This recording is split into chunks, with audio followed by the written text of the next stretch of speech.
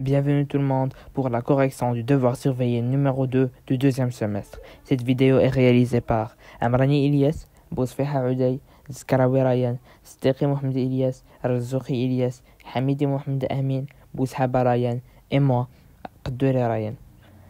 Chacun d'entre nous essaiera d'expliquer et de détailler les différentes propriétés utilisées dans chaque exercice. Je vous laisse directement avec l'exercice numéro 1 présenté par mon camarade Uday.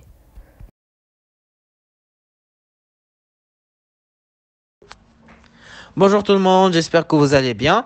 Alors, premièrement, nous avons déterminé l'ensemble de définitions de la fonction f dans chacune des fonctions suivantes. Et premièrement, nous avons la fonction f de x est égale à 1 sur 2x au carré plus 3x moins 5. Et comme nous le savons tous, nous ne pouvons calculer une fraction dont le dénominateur est égal à 0. Cela revient tout simplement à dire que le domaine de définition O df est égal à x appartenant à l'ensemble R tel que 2x au carré plus 3x moins 5 est différent de 0. Et maintenant, nous allons résoudre cette équation. Et nous pouvons constater que cette équation est une équation du second degré, ce qui signifie que delta est égal à b au carré moins 4ac, qui est égal à 9 plus 40, qui est égal à 49. Et 49 est un nombre positif. Alors l'équation admettra deux solutions, x1 et x2.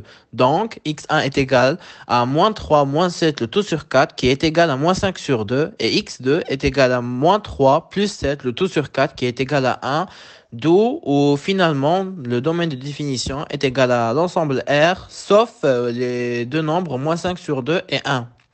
Et deuxièmement, nous avons la fonction f de x est égale à x moins la racine de 2 moins 4x. Et ici, nous avons un petit problème qui, bien évidemment, nous allons le résoudre, qui est la racine. Et comme nous le savons, nous ne pouvons calculer la racine d'un nombre négatif. Donc, cela revient à dire que le domaine de définition est égal à x appartenant à l'ensemble R tel que 2 moins 4x est supérieur ou égal à 0. Et on a 2 moins 4x est supérieur ou égal à 0 signifie que x est inférieur ou égal à 1 sur 2. Donc, le domaine de définition est égal à l'intervalle moins l'infini 1 sur 2.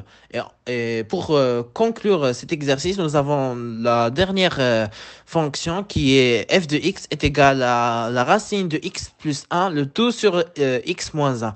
Et ici, nous avons comme un petit mélange des deux dernières fonctions.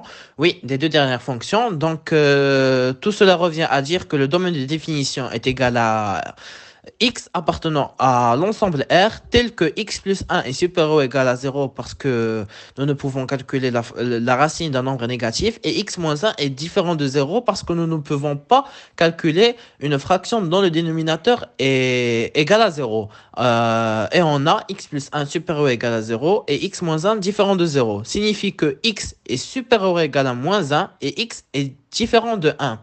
Donc, le domaine de définition est égal à l'intervalle moins 1, 1, union 1 plus l'infini. Merci pour votre attention.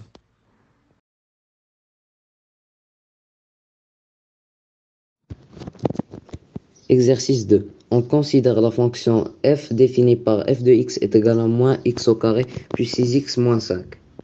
Premièrement, vérifions que pour tout nombre réel x, f de x est égal à moins un facteur de x moins 3 au carré plus 4, puis nous allons déduire que f admet un extrémum sur l'ensemble des nombres réels.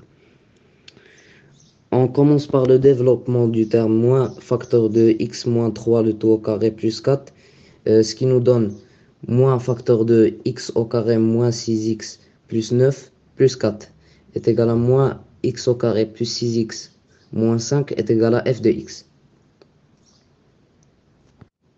On peut remarquer que f est une fonction polynôme, alors sa courbe est une parabole qui admet un sommet.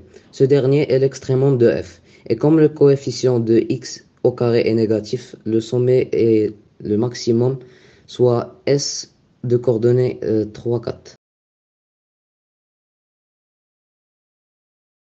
Exercice 2, question 3. Déterminer la nature de CF, la courbe de f, ainsi que ses éléments caractéristiques. Premièrement, on a f de x égale à moins facteur de x moins 3, le tout au carré, plus 4, qui est la forme canonique de notre fonction. Donc CF est une parabole de sommet S de coordonnées 3, 4 et d'axe de symétrie delta x est égal à 3. Quatrième question nous demande de résoudre dans R l'équation f de x est égal à 0, puis d'interpréter le résultat graphiquement. On a f de x est égal à 0 équivaut à moins facteur de x moins 3, le tout au carré plus 4 est égal à 0.